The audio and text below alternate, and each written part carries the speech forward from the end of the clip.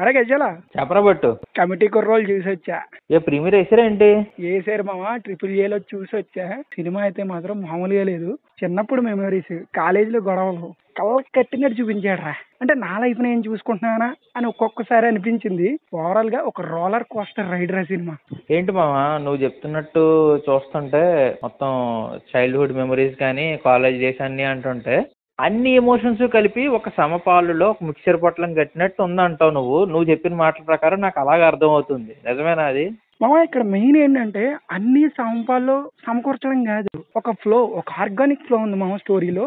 నువ్వు ఒకటి ఆలోచించు, 11 క్యారెక్టర్ని ఒక్కొక్క క్యారెక్టర్ని ఇండివిజువల్ గా కనెక్ట్ చేయడం ఎంత కష్టం. కానీ మన రైటర్ డైరెక్టర్ చాలా బాగా కనెక్ట్ చేశాడు. రైటింగ్ లో కానీ ఎగ్జిక్యూషన్ లో కానీ నెక్స్ట్ లెవెల్ అనమాట.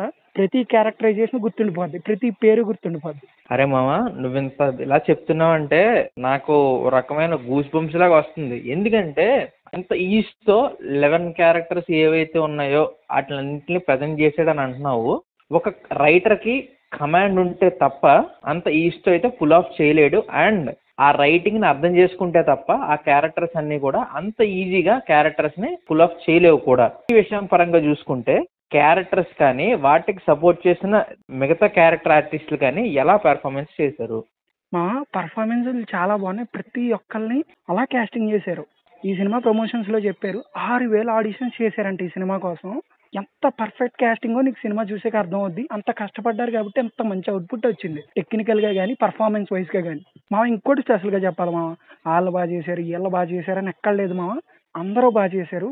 చెప్పాలంటే ప్రతి ఒక్కళ్ళు వాళ్ళ పాత్రకు తగ్గట్టు ఒదిగిపోయారు అనుకోవచ్చు. మామ ట్రైలర్ చూసినప్పుడు నువ్వు ఏదైతే మాట్లాడావో నాతోటి కోర్ పాయింట్ ఏదై ఉంటుంది అనుకున్నావో అదే ఉంది మామ.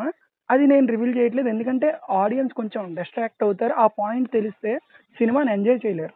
ఓవరాల్గా ఇంత మంచి కాన్సెప్ట్ని ముందుకు తీసుకెళ్లాలంటే ఓన్లీ రైటింగ్ డిపార్ట్మెంట్తోనో డైరెక్షన్ డిపార్ట్మెంట్తోనో పెర్ఫార్మెన్స్లతోనో అయితే మాత్రం అవ్వదురా. ఖచ్చితంగా మిగతా టెక్నికల్ సపోర్ట్ అంతా కూడా మంచి కమాండ్ అయితే ప్రదర్శించాలి. వాళ్ళు ఎలా చేశారు?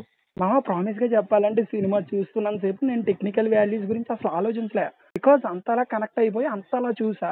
అక్కడే నీకు అర్థమైపోవాలి టెక్నికల్ డిపార్ట్మెంట్ ఎంత సక్సెస్ అయిందో. ఇంకా మన నిహారిక కొణిదెలకి ఒక స్పెషల్ అప్రిషియేషన్ ఇవ్వాలనిపిస్తుంది నాకు.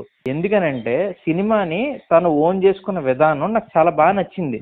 సినిమాని ప్రజెంట్ చేసాము అన్ని వదిలేయకుండా తను సినిమాని జనాల్లోకి తీసుకెళ్లిన విధానం, ఏవైతే ప్రమోషన్స్ రూపంలో కానీ పెయిడ్ ప్రీమియర్స్ రూపంలో కానీ తన తీసుకున్న కేర్ నాకు చాలా బాగా అనిపించింది. ఆ ఎఫర్ట్ ఆన్ స్క్రీన్ కనిపించిందా?